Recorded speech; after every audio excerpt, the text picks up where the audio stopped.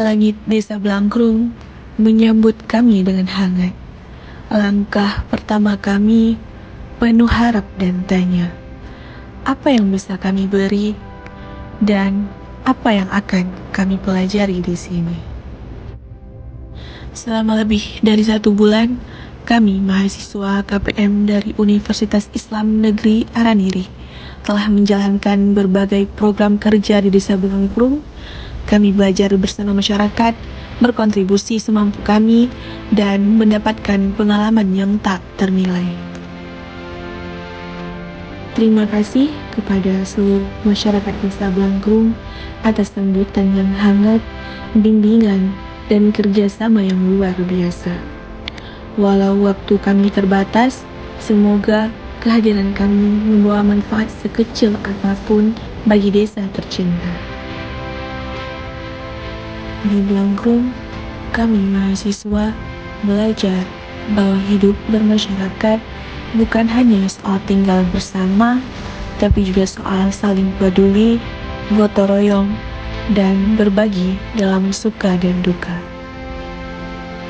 Kami belajar untuk menghargai perbedaan, memahami cara berpikir masyarakat lokal, dan tidak memaksakan pendekatan kota dalam menyelesaikan masalah dalam desa.